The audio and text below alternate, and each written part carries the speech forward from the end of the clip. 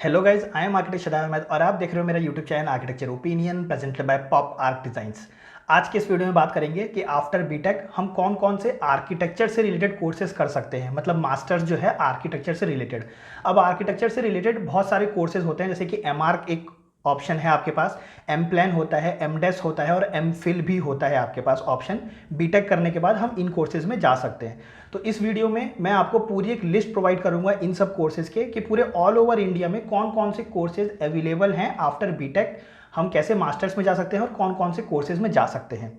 अब बहुत सारे स्टूडेंट्स होते हैं जिनको कि इनकी अवेयरनेस नहीं होती है, तो वो जनरली कमेंट भी कर देते हैं इस चीज़ को लेके कि नहीं, हम बीटेक के बाद एम आर्क नहीं कर सकते या एम प्लान नहीं कर सकते या फिर हम एम डेस नहीं कर सकते। तो इस वीडियो को और ज़्यादा ऑथेंटिकेशन के साथ प्लस और ज़्यादा प्रिसाइज करने के लिए मैंने कोर्सेज के साथ साथ यूनिवर्सिटीज़ के नाम भी प्रोवाइड कर दिए हैं, ताकि आपको ज़्यादा इशू ना हो सर्च करते वक्त। तो आपको कोर्सेज को सर्च करना है प्लस यूनिवर्सिटी का नाम लिखना है, ऑटोमेटिकली आपको वो सारी चीज़ें मिल जाएंगी। तो ये वीडियो फुल प्रूफ के साथ मैं आपको प्रोवाइड कर रहा हूँ ताकि किसी को भी कोई कंफ्यूजन ना रहे। और ये ऐसी वीडियो मैं इसलिए बनाता हूँ ताकि ज़्यादा से ज़्यादा लोगों को आर्किटेक्चर की अवेयरनेस हो, ज़्यादा से ज़्यादा लोगों को ये पता चल सके कि आर्किटेक्चर कोई छोटा मोटा या कोई एकदम लिमिटेड कोर्स नहीं है, ये बहुत वास्ट कोर्स है। क्योंकि बहुत सारे लोगों को अवेयरनेस नहीं होती है, इसलिए इसकी नॉलेज होना ज़रूरी है। अब आप इस कोर्स में आए चाहे मत आइए, लेकिन नॉलेज तो एटलीस्ट होनी चाहिए कि हम कौन कौन से ऑप्शंस हमारे होते हैं। अगर बीटेक के बाद किसी का इंटरेस्ट आ जाता है एमआर करने में, तो वो बिल्कुल से आ सकते हैं। तो मैं इस वीडियो में वही लिस्ट प्रोवाइड करने की कोशिश करूंगा, तो प्लीज़ वीडियो को शुरू से लेकर लास्ट तक जरूर देखिएगा। तो यहाँ पे सबसे फर्स्ट जो निकल के आता है वो है masters of urban and rural planning. अब यहाँ पे मैंने यूनिवर्सिटी का नाम नहीं लिखा है क्योंकि मैं लिखना भूल गया था, तो मैंने दोबारा चेकआउट नहीं किया। तो आप प्लीज़ जाके उसको एक बार चेक कर लीजिएगा, खुद से गूगल पे सर्च कर लीजिएगा, ठीक है।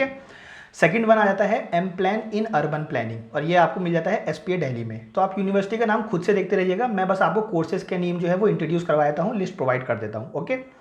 अब नेक्स्ट आ जाता है M plan in housing, specially housing के लिए भी है, तो आप बीटेक करने के बाद हाउसिंग में भी जा सकते हैं। नेक्स्ट आ जाता है M des in industrial design, industrial design में भी आप जा सकते हैं। अब नेक्स्ट की बात करते हैं, वो है M arc in construction management, यहाँ से भी आप कर सकते हैं। यूनिवर्सिटी का नाम यहाँ पे प्रोवाइडेड है, वो आप सब देखते रहिएगा, जो जो यूनिवर्सिटी है वो मैंने नीचे लिख दी है, ठीक है।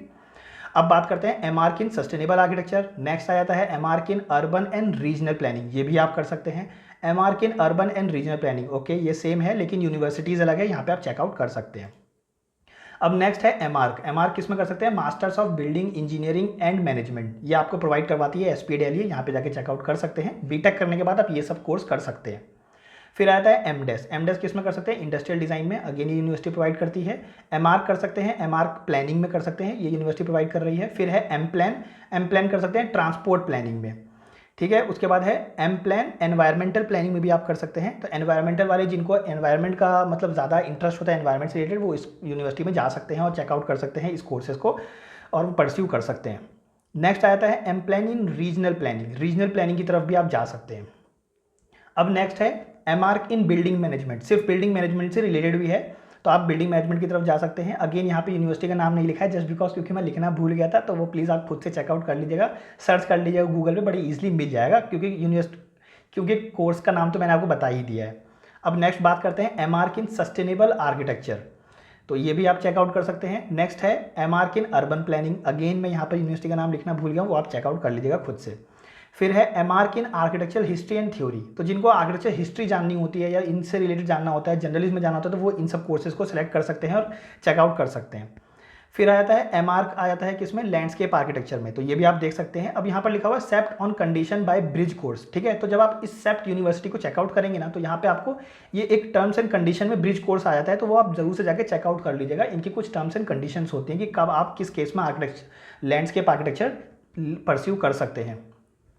अब बात करते हैं एम आर्क की। एम आर्क आ जाता है हमारा अर्बन मैनेजमेंट में, तो आप अर्बन मैनेजमेंट की तरफ भी जा सकते हैं आफ्टर बीटेक।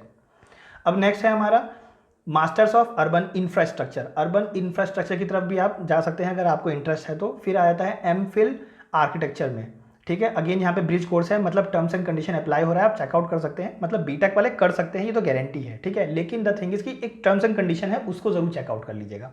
अब आ जाता है M arc in landscape architecture, again landscape architecture आप कर सकते हैं दूसरी यूनिवर्सिटी से, वो है UVCE बेंगलोर से। फिर है M arc in construction and project management, ये भी आप चेकआउट कर सकते हैं। फिर है M plan transportation and infrastructure planning, SPA Vijayawada करवाती है, जाके चेकआउट कर सकते हैं। फिर है M plan environmental planning and management, ये भी कर सकते हैं, अगेन SPA विजयवाड़ा करवाती है, ये कोर्स परस्यू करवाती है। फिर है M Plan in environmental planning and management, ये देख चेकआउट कर सकते हैं। फिर है M Plan urban and regional planning, again ये दूसरी यूनिवर्सिटी है, इसलिए मैंने दोबारा से इसको लिखा है, नहीं तो फर्स्ट में ही 2 बार ये आ चुका था नेम, लेकिन यूनिवर्सिटी अलग है इसलिए। फिर है masters of building engineering and management, ये भी आप चेकआउट कर सकते हैं। एमआरक अर्बन एंड रीजनल प्लानिंग, तो ये भी आप चेकआउट कर सकते हैं। एमआरक इन इंटीरियर डिज़ाइन, बिल्कुल आप इंटीरियर डिज़ाइन कर सकते हैं, एमआरक वो भी, तो आप बिल्कुल से चेकआउट कीजिए। और यहाँ पर जो सबसे लास्ट आ जाता है वो है एमआरक कंस्ट्रक्शन मैनेजमेंट, जो कि है CSI सिकंदराबाद। तो ये सारे कोर्सेज हैं जो ऑल ओवर इंडिया अवेलेबल हैं बीटेक करने के बाद। इनके अलावा कोई भी यूनिवर्सिटी किसी भी तरीके का कोर्स नहीं करवाती जो कि बीटेक वाले एलिजिबल हो, मतलब और कोर्सेज हैं आर्किटेक्चर से रिलेटेड, लेकिन बीटेक वाले उसमें एलिजिबल नहीं होते। तो ऑल ओवर इंडिया जितने भी कोर्सेज हैं और जिसमें भी बीटेक वाले परस्यू कर सकते हैं, एमआरक या एमप्लान या एमडेस या एमफिल, वो सारे कोर्सेज में लिस्ट है। इससे ऊपर और नीचे कोई लिस्ट नहीं होती है। जनरली मैंने सब कुछ कवर किया है इस वीडियो में। तो गाइज, अगर आपको आर्किटेक्चर में आना है बीटेक करने के बाद, आपको लगता है आपका इंटरेस्ट है डिज़ाइन में, प्लानिंग में, या जिस भी टाइप की चीज़ों में आपका इंटरेस्ट है और वो आर्किटेक्चर से रिलेटेड है और वो आर्किटेक्चर से रिलेटेड है, तो आप बिल्कुल से आप चेकआउट कर सकते हैं। आई होप गाइज कि आपको ये इन्फॉर्मेशन काफ़ी ज़्यादा यूजफुल लगी होगी। एंड गाइज, अगर आपको ये वीडियो अच्छी लगी तो प्लीज़ गाइज इस वीडियो को लाइक एंड सब्सक्राइब जरूर कीजिएगा। Thank you.